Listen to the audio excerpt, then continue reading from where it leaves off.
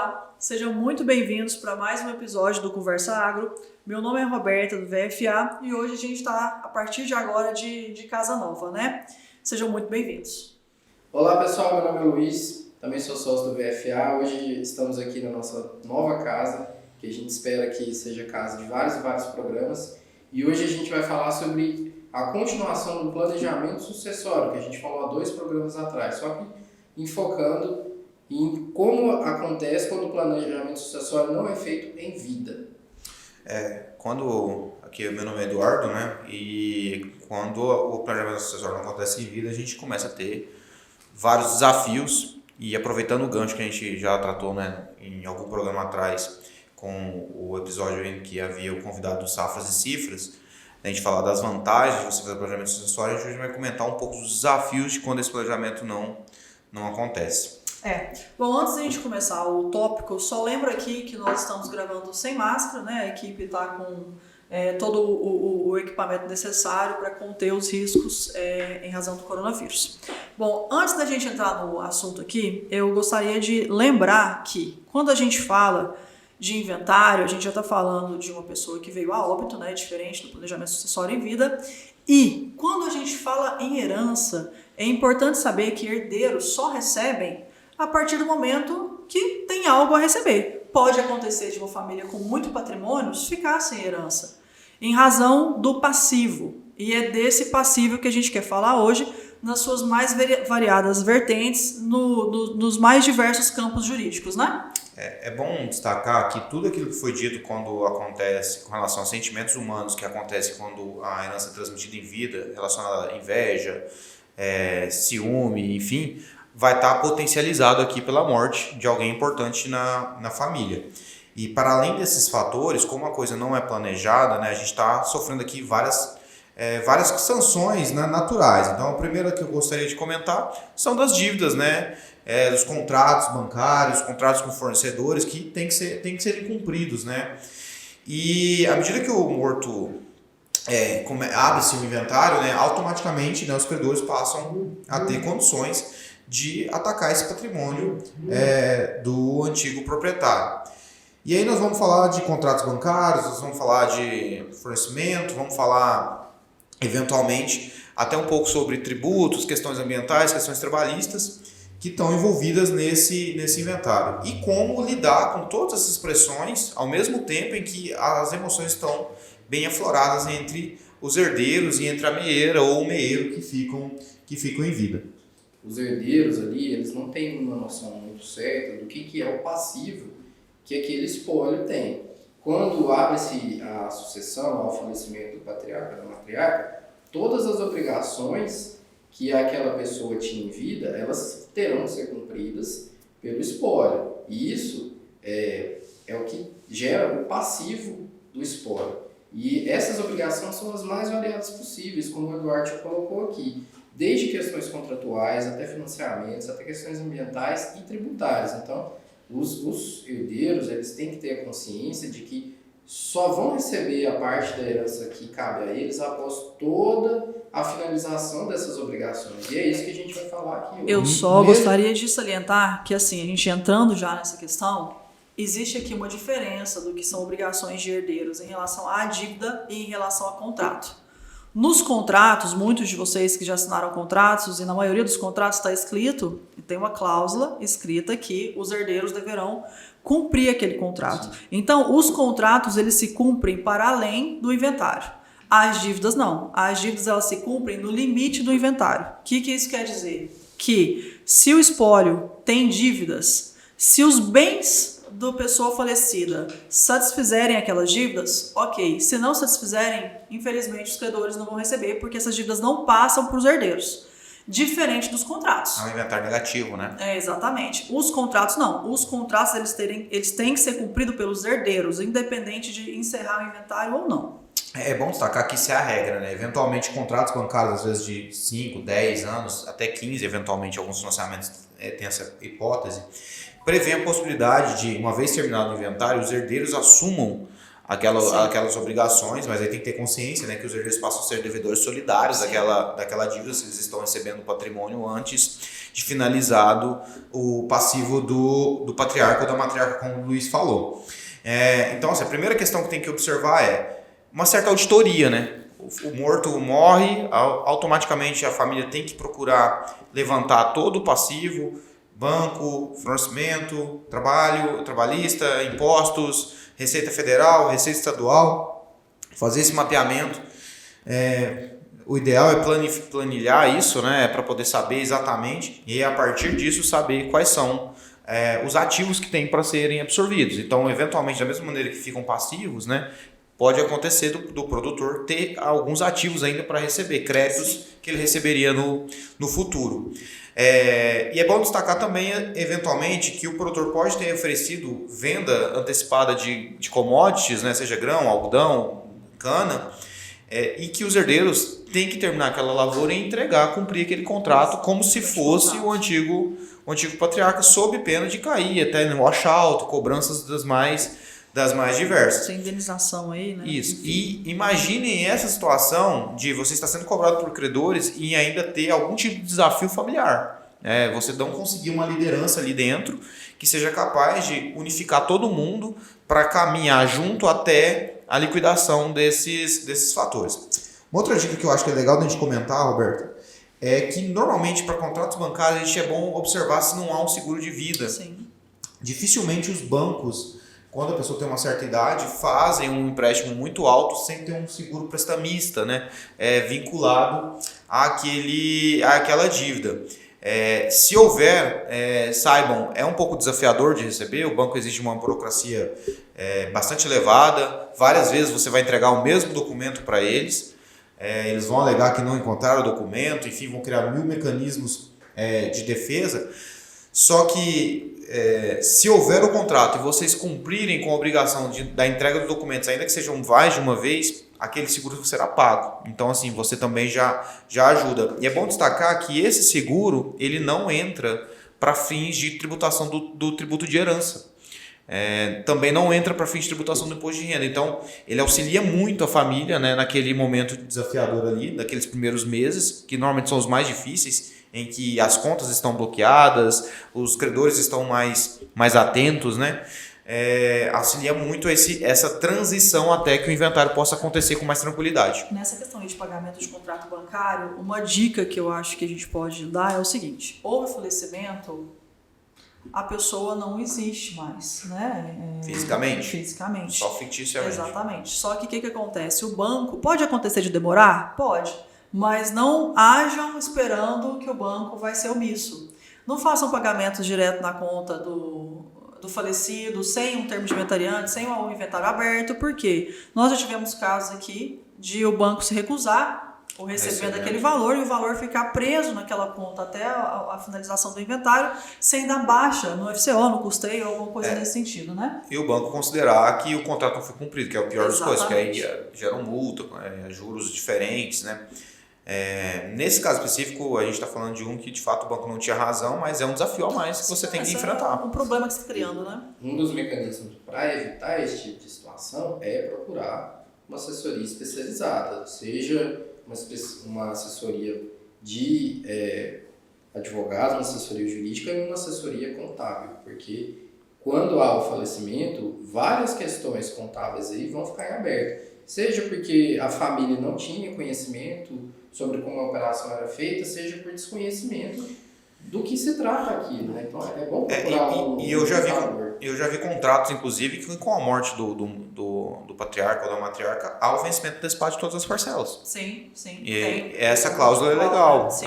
Bom, aqui a gente está colocando alguns contratos do próprio decujus, né? Mas a gente tem questões aqui que Primeiro eu falei aqui que os herdeiros eles não vão se responsabilizar pelas dívidas que ultrapassarem o limite do patrimônio, a não ser que esse herdeiro seja avalista em algum contrato que o decujus tiver assinado, ou também em casos onde o patrimônio da herança será afetado quando o avalista for o de cujus, no caso, né? Sim, e nessa hipótese o avalista pode ser cobrado direto na conta dele. É bom destacar, né, que a legislação permite isso, não precisa nem eventualmente entrar com uma ação judicial. Num contrato bancário em que o avalista e o avalizado têm conta no mesmo banco, o banco vai sacar o dinheiro na conta se estiver disponível. É natural que ele faça isso. Então, assim, para que essas coisas não aconteçam, evitar esse tipo de dor de cabeça, de você chegar lá na conta e o banco já ter efetivado a cobrança de um aval da sua natureza, é importante que os herdeiros tentem se organizar o mais rapidamente possível para, primeiro, escolher quem vai ser o inventariante e dar o poder necessário para esse inventariante e ir negociando com esses bancos e buscando esses contratos, porque a gente sabe que alguns bancos aqui facilitam a vida dos herdeiros, fornecem a documentação e outros não. Especialmente cooperativas de crédito e bancos estatais. Eles são mais rígidos nessa análise e isso pode atrapalhar o andamento do inventário. Uhum. Bom, Luiz, você quer falar um pouquinho sobre essa questão de contrato com entes governamentais? Contratos com entes governamentais, assim, é bom que quando o inventário seja feito e seja feito esse levantamento, os herdeiros têm que ter consciência e ciência de todas as obrigações contratuais, como a gente já está falando aqui. E contratos com pessoas físicas e pessoas jurídicas, eles são resolvidos dentro do próprio contrato, na maioria das vezes, com um seguro ou com uma cláusula de resolução por morte, algo assim. Quando é um contrato com um ente estatal, já é um pouco mais complicado, porque a maioria desses contratos não tem esse tipo de resolução e esse contrato vai ser resolvido após o inventário ser finalizado. Então a gente tem que ver qual ente estatal foi contratado. É um contrato com um banco do povo, um fomentar, algo assim? Como é que esse tipo de entidade está resolvendo essa questão de falecimento? Então vocês têm que ter essa consciência, procurar esses órgãos para ir contrato a contrato analisando, para já ir separando aquele passivo ali para honrar esses contratos, né? Certo. Bom, como se diz, para além desses problemas de contrato, de passivo de dívida, de o que tem a receber ainda, na verdade, a questão, a vida estrutural, a vida ativa, financeira e comercial do falecido, ela não se resume a isso, né? A gente tem passivos aí em outras searas, né? Uma seara importante é a tributária. Sim. Normalmente, né, quando o morto falece, a gente não extingue a obrigação, né, de declaração de imposto de renda. Né? Então, enquanto o inventário estiver aberto, e muitas vezes, inclusive depois que o inventário estiver aberto, a depender, se tiver recursos a serem recebidos, inclusive depois que o inventário encerrou, o imposto de renda tem que ser declarado pelo inventariante no lugar do de cujus.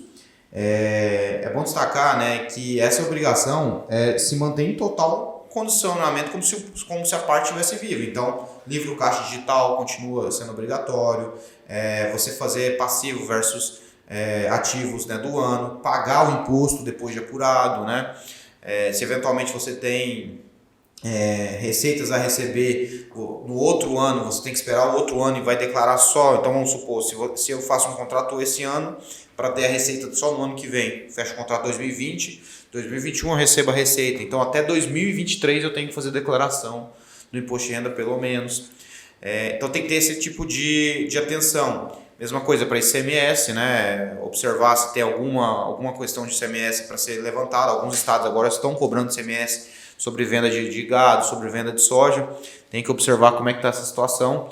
E uma dica que eu dou que facilita um pouco, assim, principalmente quando as pessoas estão muito perdidas, é procurar fazer uma assinatura digital em nome do morto e você contratar algum tipo de empresa que faz o levantamento de todas as notas fiscais emitidas.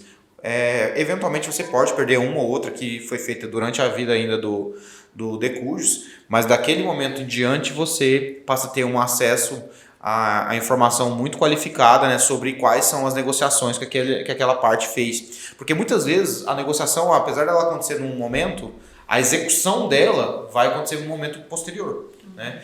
E aí nesse momento posterior que a nota acaba sendo emitida. Exemplo, eu posso comprar hoje os insumos e falar para a empresa, olha, eu quero que me entregue lá em agosto. Então a nota fiscal de fato vai ser emitida em agosto, só que a cobrança já me foi agora. Né, nesse tipo de negociação. Outro exemplo, eu posso receber agora os insumos e colocar o vencimento da dívida para mês 3 do outro ano.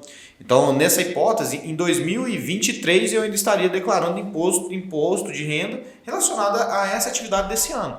Então tem que ter essa noção de tempo e espaço, digamos assim, né? De quando o negócio acontece e quando o fiscal acontece. Porque fiscal e financeiro não são iguais. Eles têm que andar juntos, mas são coisas diferentes. E tem que lembrar que, enquanto o inventário estiver correndo, o imposto de renda tem que ser realizado. Você não pode... Não só o imposto tem que ser pago, né? Você tem a obrigação de apurá-lo, né? Que esse é o maior desafio.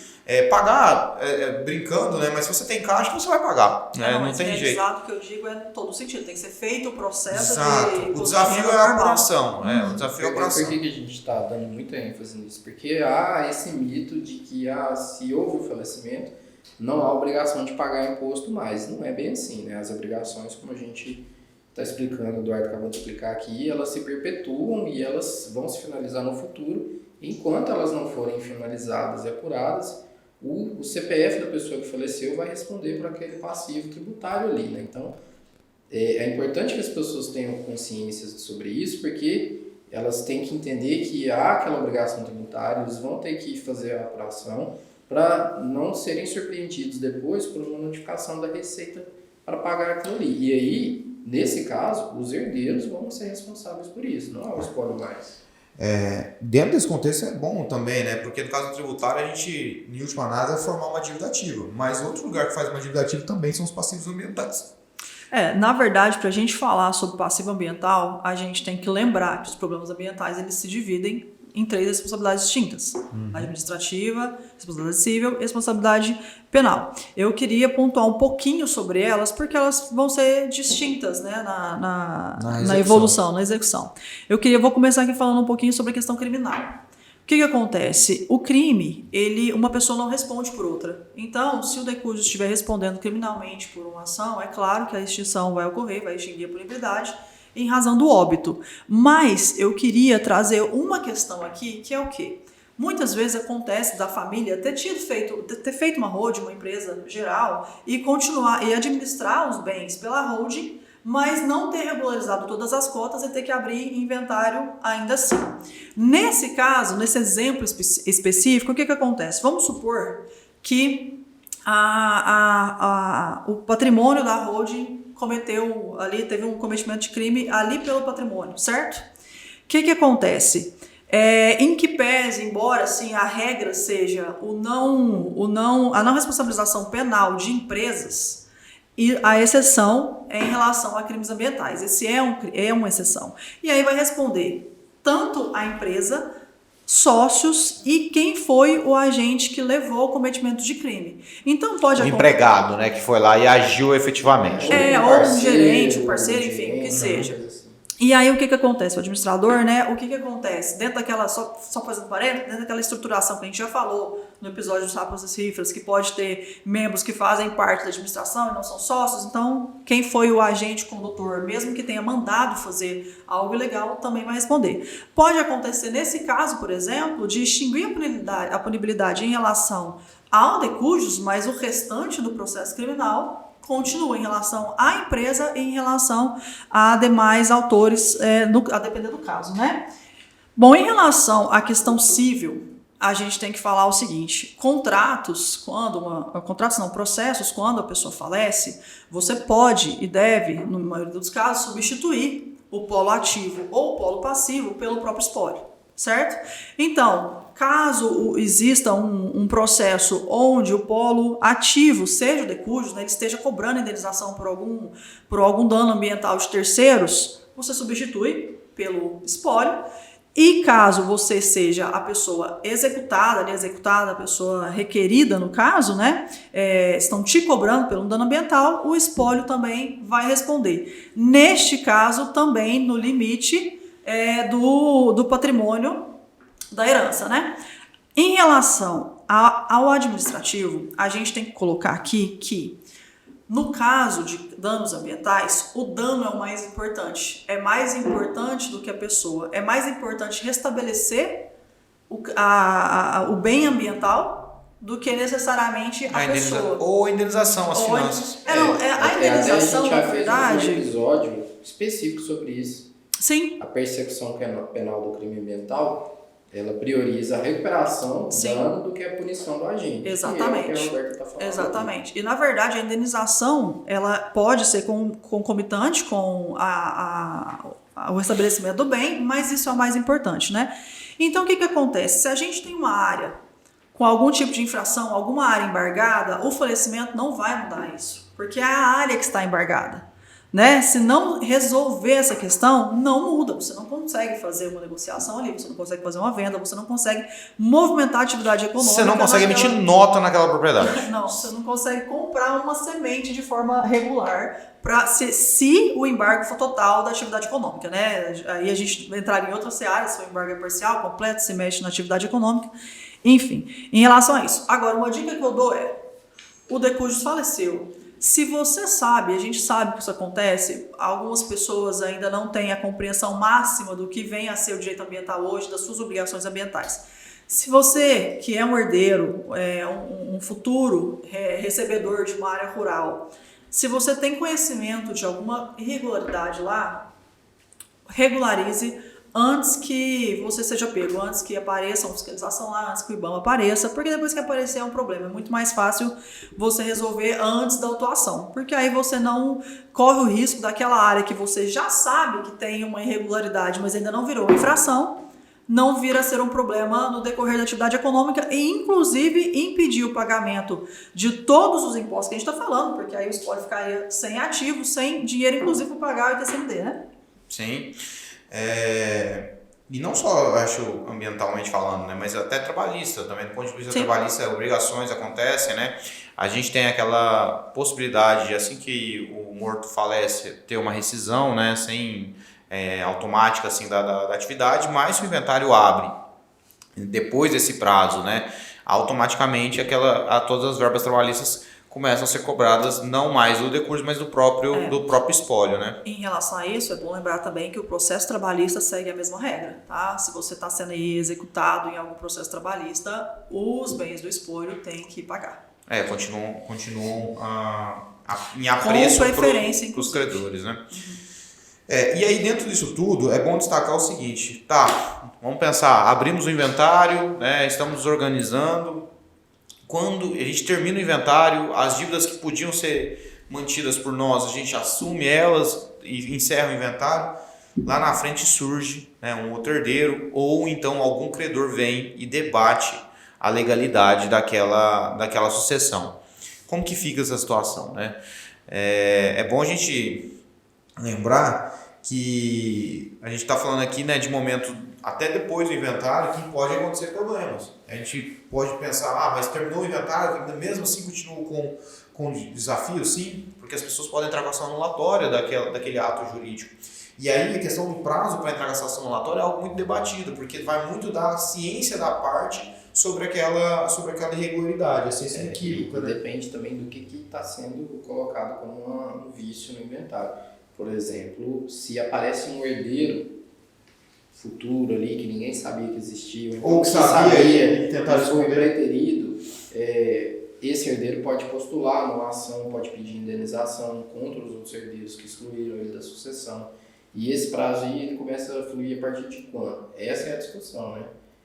A partir de quando o herdeiro foi notificado, a partir de quando o herdeiro tomou ciência, a partir de quando o inventário foi finalizado. Então essas questões aí elas podem ocorrer. E só que antes disso, e já caminhando para o final do nosso episódio aqui, a gente tem que colocar que há duas formas de se fazer inventário hoje no Brasil: extrajudicial e judicial. A extrajudicial é a forma mais rápida, mas ela depende de alguns requisitos legais aí. Todos os herdeiros têm que ser maiores e capazes e não pode haver discordância dos herdeiros quanto ao destino daquele patrimônio e a forma que ele vai ser administrado até o inventário ser finalizado. Quando houver discórdia dos herdeiros, conflito, e houver a presença de incapazes, seja por menoridade, seja por outros fatores, obrigatoriamente o inventário tem que ser feito judicialmente. Aí tem que ser aberta uma ação, dentro de uma vara de família e sucessões. Ministério Público. O Ministério Público vai ser parte obrigatória nesse processo E tudo isso vai fazer com que o processo seja um processo mais demorado e caro. O inventário ele pode ser aberto em qualquer estado onde o Decugis tenha tido algum bem imóvel, né, ou tinha, enfim, alguma relação comercial. E também de se falar que a gente tem um prazo médio aí um prazo legal para entrar com o inventário, que é de 60 dias, mas alguns estados têm regulamentação interna que varia esse prazo para mais, né? Esse prazo aí, ele é um prazo assim, passou 60 dias, não posso abrir o inventário? Pode, só que você vai ser penalizado com uma multa. Sim. Que varia de estado para estado. Essa parte o Eduardo pode explicar melhor o que é essa multa, o que ela implica para o inventário. A multa é sobre o ITCMD, né? Então, assim, aí no caso são os herdeiros já, não mais o decurso ou a sucessão que está acontecendo, finalizou o inventário, vai emitir o ITCMD que cada um vai pagar, de acordo com a sua cota parte. Dentro dessa cota parte vai incidir uma multa. Aqui em Goiás 20%, chega a ser 20%, outros estados é 10%, outros estados é 30%. Você pode questionar, mas não é um tipo de bloqueio irregular que o estado está fazendo? A gente pode discutir isso, mas o fato é, a legislação existe, a gente teria que debater ela no judiciário para poder viabilizar a ilegalidade ou não desse tipo de cobrança. Eu acho que esses são os aspectos assim, mais importantes, mas eu gostaria de dar mais um destaque, que é assim, no meio disso tudo tem uma figura que é fundamental, que é o inventariante. Sim. Normalmente as pessoas gostam de colocar o inventariante como sendo a matriarca ou o patriarca que fica vivo. O cônjuge sobrevivente, né? Nem sempre ele é o mais capacitado.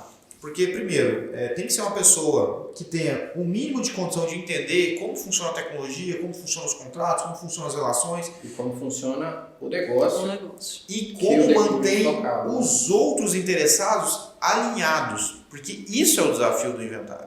Porque tudo isso daqui são desafios que nós estamos falando até agora, são desafios burocráticos. O grande desafio de todo inventário é o emocional. É ele que faz com que os burocráticos sejam intransponíveis.